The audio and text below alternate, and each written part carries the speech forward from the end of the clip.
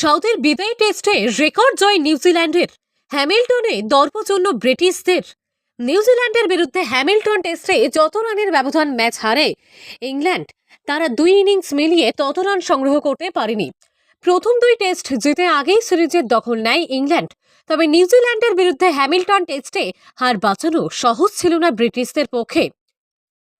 Ben স্টোকসদের সামনে এত বড় রানের টার্গেট দেয় কিউরিয়া। হাতে দুদিনের বেশি সময় থাকলেও শেষ ইনিংসে সেই রানের পাহাড় টপকানো কার্যত অসম্ভব দেখাচ্ছিল। হলেও তাই জয়ের জন্য বিরাট রানের লক্ষ্যমাত্রা সামনে নিয়ে ব্যাট করতে নেমে ধসে পড়ে ইংল্যান্ডের শেষ ইনিংস।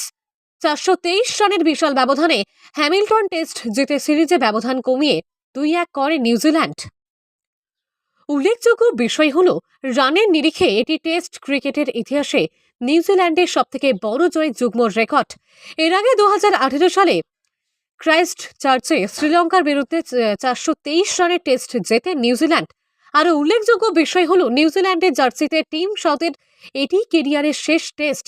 সুতরাং রেকর্ড জয় দিয়ে সাউথের বিদায়ী টেস্ট স্মরণীয় করে রাখে নিউজিল্যান্ড। হ্যামিল্টনের টস হেরে শুরুতে ব্যাট করতে নামে নিউজিল্যান্ড। তারা প্রথম ইনিংসে অল আউট হয় 347 রানে। জবাবে ব্যাট করতে নেমে ইংল্যান্ড তাদের প্রথম ইনিংসে অল আউট হয়ে যায় মাত্র 143 রানে। অর্থাৎ প্রথম ইনিংসের নিরিখে 204 রানের বড়সড় লিড নিয়ে নেয় নিউজিল্যান্ড। বিরাট রানের লিড হাতে থাকা সত্ত্বেও ইংল্যান্ডকে ফলো অন করায়নি নিউজিল্যান্ড। পরবর্তীতে নিজেরাই দ্বিতীয় ইনিংসে ব্যাট করতে নামে নিউজিল্যান্ড দ্বিতীয় ইনিংসে 453 রান তোলে। ফলে প্রথম ইনিংসের খামতি মিলিয়ে জয়ের জন্য ইংল্যান্ডের সামনে লক্ষ্যমাত্রা দাঁড়ায় 658 রানের।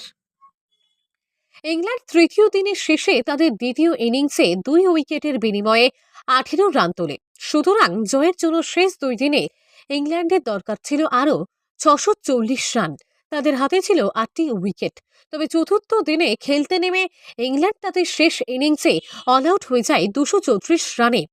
ইংল্যান্ডের হয়ে শেষ ইনিংসে জেকব বেথেল 76, জরুর 54 ও গ্যাস অ্যাটকিনসন 43 রান করেন। হ্যারি ব্রুক 1 রান করে আউট হন। চোটের জন্য ব্যাট করতে নামেননি ক্যাপ্টেন বেন স্টোকস। নিউজিল্যান্ডের হয়ে দ্বিতীয় ইনিংসে 85 রানে 4 উইকেট নেন মিচেল স্ট্র্যাটনার। 2টি করে উইকেট নেন ম্যাট হেনরি ও কেরিয়ারের শেষ টেস্ট খেলতে নামা টিম সাউথে 1টি উইকেট নেন উইলিয়াম ও রর্ক। ম্যাচের সেরা স্ট্যান্টনার, সিরিজ সেরা ব্রুক। উল্লেখ্য, হ্যামিল্টন টেস্টে নিউজিল্যান্ডের হয়ে প্রথম ইনিংসে 44 ও দ্বিতীয় ইনিংসে 156 রান করেন কেন উইলিয়ামসন। তবে দুই ইনিংসে যথাক্রমে 76 ও 49 রান করেন মিচেল স্ট্র্যাটনার। সেই সঙ্গে তিনি দুই ইনিংসে যথাক্রমে 3টি ও 4টি উইকেট নেন।